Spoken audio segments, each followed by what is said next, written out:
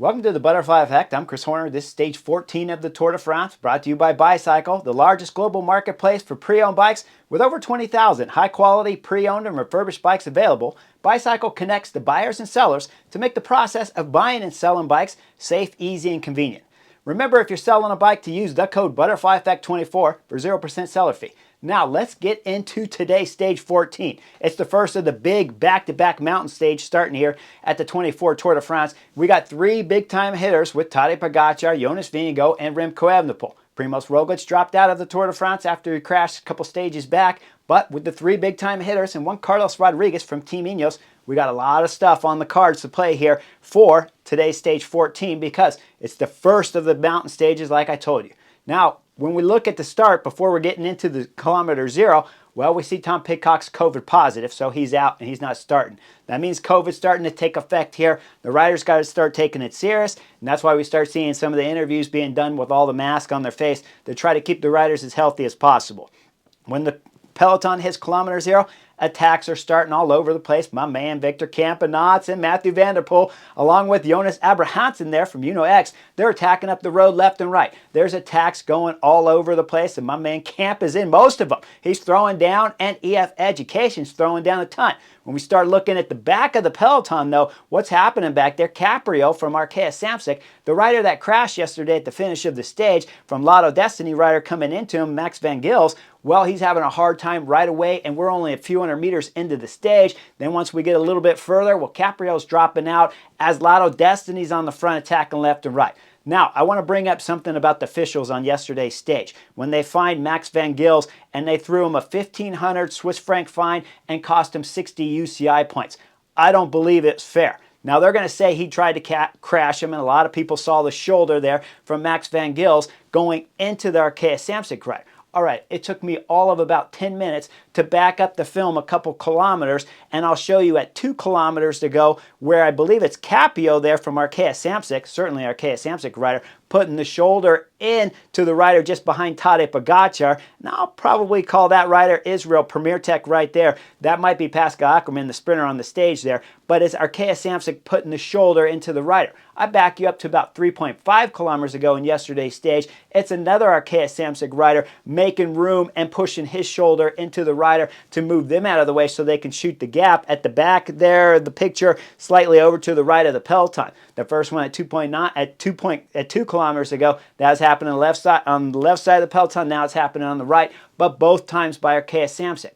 What I'm trying to point out here, whenever riders, especially coming into the sprint, and it's being aggressive, it's always the shoulder that goes into it. Max van Gils not throwing the shoulder into Caprio there on yesterday's stage 13 finish with 700 meters to go because he wants to crash the rider. That's the way they move the riders around. You can't take your hands off the bars. The only thing that's left is the shoulder to give you some kind of defense or to move riders out of the way or even make it safe for you when riders are coming on you. It's still the shoulders. The UCI commissaires here, when they're fining Max van Gils, I just think they're wrong. But we see Caprio having a hard start here to stage 14. It'll end his Tour de France as he's climbing in the bus behind. Now we go back up to the front of the peloton. Attacks are happening all over the place. And then with 110 kilometers to go, we see 4 riders going up the front. Mathieu van der Poel's leading this group of 4. Another 4 are coming up to him, and that's Magnus Cort Nielsen in there from X. Then we start seeing a big group coming of 14 riders that are chasing the 8 riders in front because the 2 groups of 4 and 4 made 8 and 14 riders coming.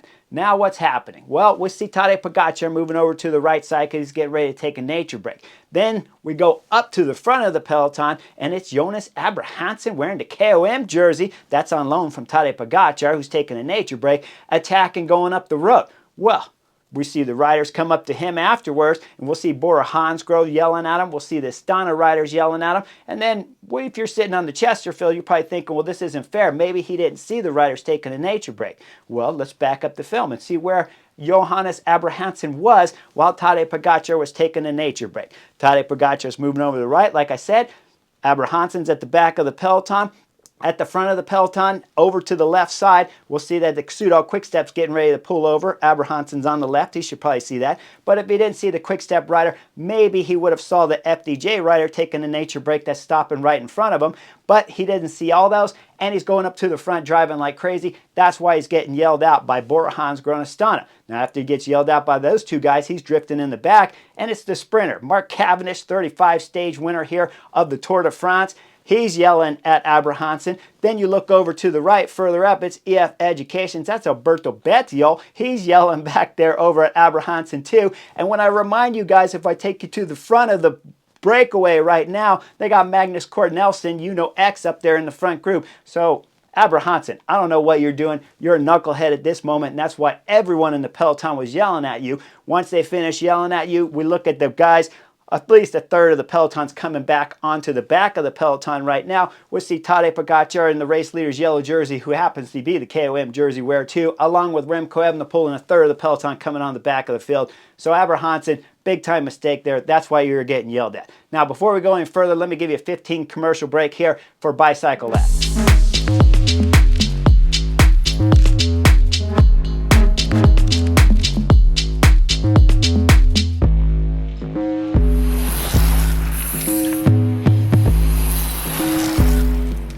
Remember to check them out with the link in the description below. Now, when we get back into the racing here, we're going to look at the 8 guys at the front. They're coming up to the sprint line points competition. We're going to see that there's a little bit of a battle up there because Brian Cocard, he wants some maximum points for Cofidis. And we see just behind him, crossing the line for second, well, that's Arnaud Delis, Lotto Destiny, as they made their sprinter into the break. But we're getting ready to start the climb up front, so the sprinters are going to get less interested now the sprint line point competition's over. But we still got 14 guys chasing them back there, so we got a little bit of a duel coming up for 9th and 10th place here midway through the stage. As we see Biniam Girmay and we see Jasper Philipsen, it's a bike throw at the line for Biniam Girmay, grabbing a point over Jasper Philipsen. Now we look back at the back of the peloton, what was happening? Well, the gap got up to about 3-minute window there, and then we saw UAE team members getting on the front of the peloton. We're 90 kilometers to go, and we'll see UAE team members passing the sprint line competition 3 minutes, 45 seconds back on the group up front. Now, what was happening when they're hitting the first of the climb, the Col de Tourmalet? This one's 19 kilometers long, about 8% averages, and this is the first Category 1 climb here on stage 14 of the Tour de France. They got another climb coming after this, of course. That climb's only about 8 kilometers long at about 5%, still has 8% sections. And then, of course, today's stage will summit when we go apply the day. That climb, well, we're talking 10.5 kilometers long at 8% too. So the first climb and the last climb that summits, they're 8% sections, they're monster climbs. But as we see the two groups, they're going to come together once Col de Tourmalet starts proper. Then we're going to see my man, Victor Campenaerts. He's going to drop out of the group. First, he gives you the angry look to the camera. And then, of course, my man, well, he's a little bit kooky and nutty. We love Camp up here on the Butterfly Effect. So then he gives a smile, and he starts dropping out of the front group along with the sprinters up there because Biniam Girmay and we'll see the rider next to him, Jasper Philipsen. Well, they got nothing left to gain on today's stage because we're getting ready to start the 3 monster climbs. So the two groups come together, but they're a little bit reduced in size, just under 20 numbers, as some of the sprinters have dropped out of the back. We'll call it 15 up front. Now, EF Education are in a bit of a predicament. They've been working hard every stage since the individual time trial stage 7. Ben Healy's been everywhere. They had 3 guys in that front group of 14 chasing like crazy with some help of the other ones. Ben Healy was up there. We'll see Sean Quinn was up there, and Rui Costa up there, my old teammate from Lamprey. Those 3 riders now have attached. They're starting to ride the front, but it's just Sean Quinn on the front. We see the race director radio pop up. The director from EF Education is telling Sean Quinn he's got to start doing some work here on the Col de Tourmalet. So Sean Quinn is riding the front. They're trying to get Ben Healy into the last climb with as much time as they can possibly get, because UAE team members at this moment, when the gap's only up to about 4 minutes and Niels Paulet's pulling full gas on the front, well, you know that what the MO is right now if you're sitting on the Chesterfield. UAE team members want to try to win the stage. Certainly if they can gain time on Jonas Vingegaard and Remco Evenepoel with Tadej Pogačar attacking, they're going to try that too. But what tactic they'll use on the last climb, we don't know yet. But we know they want the breakaway brought back. So EF Education's Sean Quinn is riding the front. Now, if I back the film up all the way to when the 14 riders were attacking, the gap got up to 3 minutes and Niels Paulet was on the front. Well, 14 riders should have been able to put more time when we start the Col de Tourmalet, when they're just at about 4 minutes. This was kind of a shame they didn't take advantage of one guy back there pulling named Niels Palet. Now they're going up the Col de Tourmalet, and we'll see Sean Quinn on the front from EF Education. But the problem is, you got one guy chasing one guy. Niels Palet's not even a full climber back there. He's not a climber at all. He's a classic one-day specialist. He can ride all day long for the big stages, but he's not a climber, and he's holding this front group of 15 riders with just one guy up there from EF Education doing most of the work. He's holding them at a solid time. That means that Ben Healy, that means that Davide Gaudu that's in this front group, Lascano who's in this front group, Kwiatkowski from Ineos who are in this front group. They're not riding the front, they're trying to win the stage, but the gap is still too short. Niels Palet from UAE Team Members riding the front. They're going to start losing Tim Wellens, and then Niels is still on the front driving it. We look up at the front of the group up there, we'll call it 15 like I've been doing it, and we'll start seeing attacks from Lascano and Davide Gaudu. Lascano will win the top of the KOM points here on the Col de Tourmalet, going over first. Davide Gaudu will go over second, and then the group behind's going over. We see it's about 5 riders there going over the top of the KOM that'll regroup on the descent. When we look at the peloton behind at 3 minutes and 40 seconds with Niels Palet still on the front, I'm sitting there like, how do the guys in the front have only 3 minute 40-second gap with one guy pulling back there? Okay, they haven't done enough work. They haven't been working well together, but as the group's coming back together, coming down the descent, it's getting a little bit bigger, and they're hitting the valley there. Still not huge numbers, 5, 6 riders in this front group. Niels Palet still driving down the descent through the valley as we start the second climb with 36 kilometers to go. The gap is still only at 3 minutes. When we see a 3-minute gap and there's only 10 riders in the front group, I'm still sitting there. How did this happen? How do you only have 3 minutes on Niels Palet pulling back there and you got 10 riders? Yes, there was some attacks going over the Col de Tourmalet. Yes, they went over with like 5 guys and then regrouped coming down the descent, but you still had 10 guys that can rotate through. We start the second category climb now. Like I said, Sean Quinn's still on the front. He's driving it on the front. We look at the peloton behind. It's Niels Palet. He's going to stay on the front just for a couple kilometers. Then we're going to see Sivakov come up. When Sivakov comes up, he gives a little tap there to Niels Palet. He says, big guy, your job's done. It's time for the climbers to go to work. That means the riders in the front, they're in big time troubles right now. We start seeing attacks up front as we see Lascano and Davide Gaudu attacking the group behind because Davide Gaudu wants some KOM points. He comes through the right turn there. Woo! Coming through rough through the right turn. He's going to pull Lascano a little wide there, and then he's going to sprint up to get maximum points here for the second category climb here on stage 14 of the Tour de France. Behind what was happening, we're midway up the climb. We see Solaire's on the front. He's driving it. Then we start seeing some of the climbers that we thought might have a little bit better legs here at the Tour de France, but clearly they don't, because as we see Jai Hindley dropping out the back, then we're going to see Moss dropping out the back, and Jack Haig from Bahrain Victorious. These 3 riders, if you don't have the climbing legs to win against the best riders in the world right here at the 24 Tour de France on stage 14, it's a wise move to just drop out of this group right now and save it for another day. Lose some time. Maybe you can get in the breakaway tomorrow because it's another mountain stage. So Jai Hindley, Moss, Jack Haig, if you're dropping out on purpose, this is a fantastic tactic.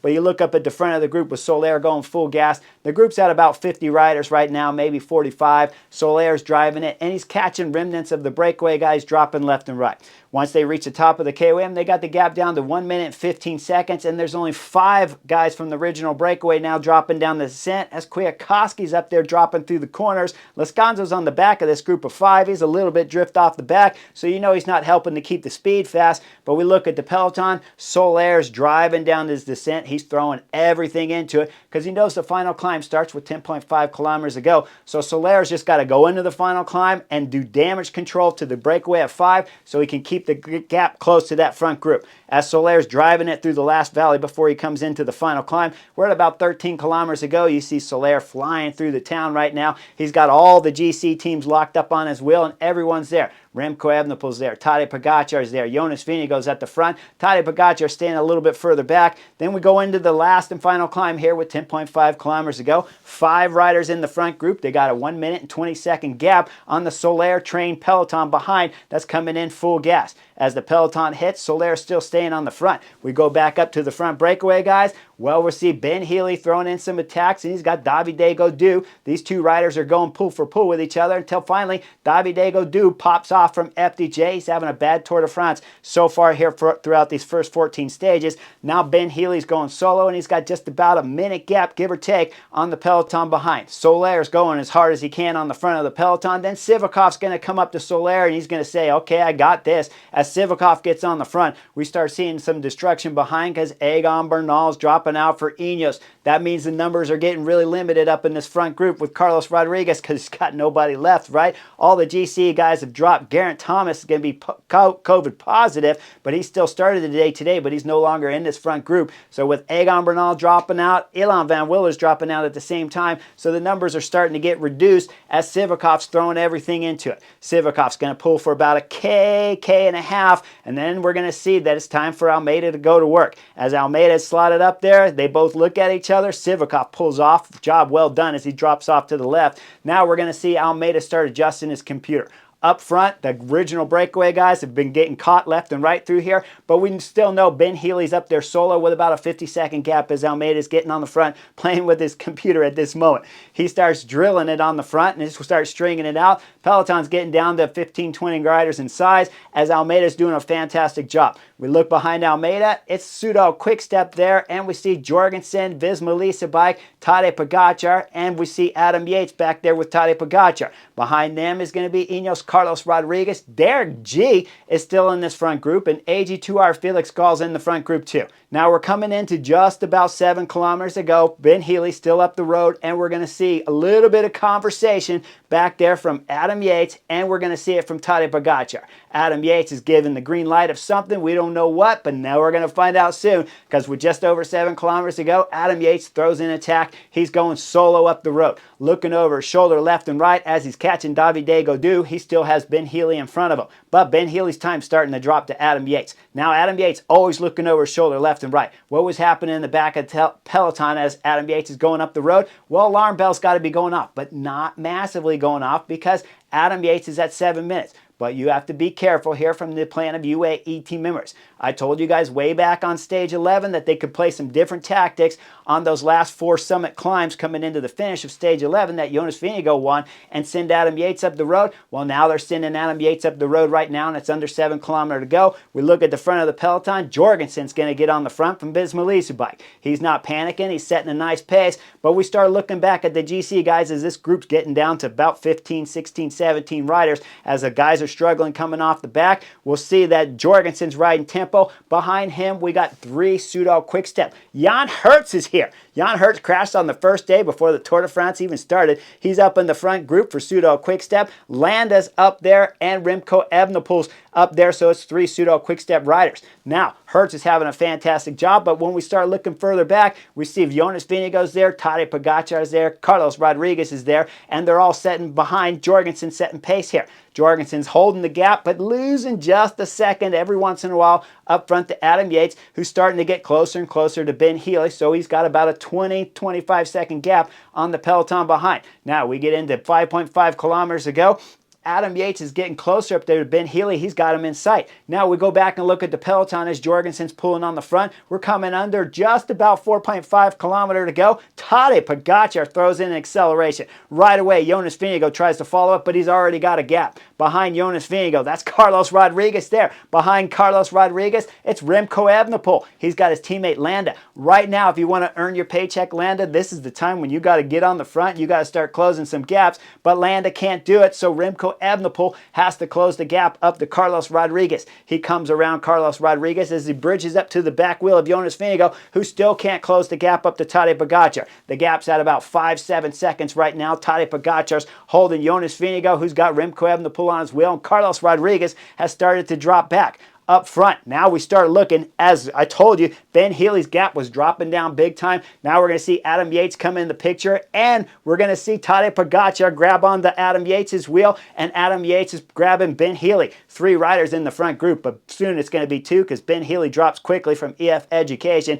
And we're going to see that it's Adam Yates selling out 100% with Tadej Pogačar on his wheel. Tactically, they've been perfect right now at this moment. Then we see Tadej Pogačar launch after getting about a 400 meter draft off of his teammate there, Adam Yates. Tadej Pogačar is going solo. We go further down the road. Well, Jonas Vingegaard starting to go solo because he's dropping Remco Evenepoel. As Jonas Vingegaard's getting a gap on the Belgian rider, he's holding about a 15-second gap up there to Tadej Pogačar. But that 400 meter draft that he got off of Adam Yates, Tadej Pogačar that is, it's paying dividends right now because the gap is starting to stretch. We're going into 2.5 kilometers to go. The fans are getting crazy thick right now. The Slovenian Tadej Pogačar is going through solo. Now as he comes up to just about 2 kilometers to go, I'll call it 2.1, we're going to see the fan there. He's wearing blue shorts. He's got the yellow hat on, no shirt on. He's got the cycling tan arms there, a tan line on his arms, and he throws a chip bag with his hand into the face of Tadej Pogačar. Now, Tadej Pogačar goes under 2 kilometers to go, looks back to see where Jonas Vingegaard is.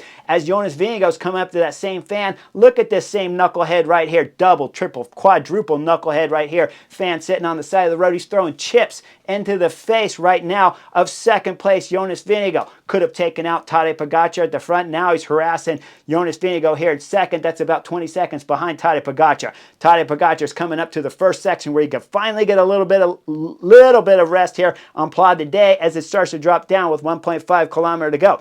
We backed the film up to 2 kilometers ago. I couldn't see what the fan was doing there, the Remco Evenepoel, but Remco Evenepoel's at about 40 seconds, 30 seconds back there from Tadej Pogačar and still losing 10, 15 there to Jonas Vingegaard. Now as Tadej Pogačar's dropped down the descent, see him burning through this left corner here. He starts to climb and back up. He's got 1K to go. He's going full gas up here at 400 meters to go, 500 meters to go. He's still accelerating. The gap is still stretching out back there to Jonas Vingegaard. Now 75 meters to go. It's the last right bend there. Tadej Pogačar will power all the way across the line to celebrate stage 14 victory here on the Tour de France, his second stage in the 24 Tour de France. Behind what was happening as Tadej Pogačar was crossing the line, well, Jonas Vingegaard comes in the picture. You see the time there. He's already 15 seconds behind. Got about 150 meters to go. Jonas Vingegaard will struggle up, though, all the way up to the finish. He'll cross the line 39 seconds back from the Slovenian Tadej Pogačar. As we look at third, Remco Evenepoel, well, he's about a minute and 10 seconds back there from Tadej Pogačar, but he'll round out the podium for third here on stage 14.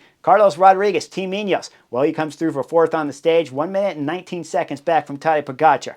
When it's all said and done, tactically, UAE team members were good on today's stage. There's 2 ways you can play this stage. You can either force to see if Visma Lease bike, we're going to start riding the stage and make it hard for Jonas Vingegaard and wear their team out. But when I look at the team from Visma Lease bike, I don't know if that's a good idea. And the further you get into the 24 Tour de France, the more training Jonas Vingegaard gets. So the slower the racing can go throughout the next stage here, I think it's better for Visma Lease bike to get through this weekend and the rest day. Then hopefully Jonas Vingegaard gets even stronger. So I don't think Visma Lease bike would have rode today's stage. UAE team members, they decided to come into the last stage here, Pla de Day. They drove it in full gas with Marc Soler going hard, Sivakov taking off, going 100%. You see when he blows after about a K&a-half of pulling, he's absolutely spent. He's not saving anything to go for a top 10 on general classification or any knucklehead thing like that like we saw on stage 4. He pulls off. We see Almeida get to the front going full gas, and then they used Adam Yates wisely. They sent him up the road,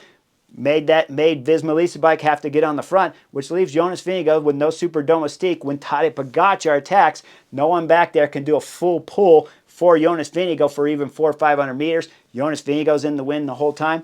Tadej Pogačar's in the win for some of the time because he's got Adam Yates up the road, like I told you guys on stage 11. Play some tactical game with Visma Lease bike, find out how good they are. That's what they did. Tadej Pogačar jumps on the back wheel of Adam Yates, gets 400 meters worth of rest as Adam Yates is drilling at full gas. Jonas Vingegaard's left in the win. Tadej Pogačar seals the deal with a 4-kilometer solo effort, even with a bag and a hand put in his face at 2 kilometers to go. He wraps up the stage victory here, brings the GC classification into a little more security there as he's at 1 minute 57 seconds ahead of Jonas Vingegaard. And of course, Remco Evenepoel lost even more time. That's sitting third on the general classification. So a little bit of mix up on the GC, but Tadej Pogačar gains time. Jonas Vingegaard moves into second. Remco Evenepoel moves back to third. Fantastic stage 14 here of racing for UAE team members. Tactically, they are perfect. And Tadej Pogačar figured out that he's got to go full gas all the way to the stage without bonking. That's what we were seeing in stage 11 when he was bonking on the penultimate climb as we saw Jonas Vingegaard bring him back. Today, full gas all the way to the line, no bonk. UAE team members play it perfect. Like and subscribe. I'll see you guys for tomorrow's back-to-back mountain stage here with the Tour de France of stage 15.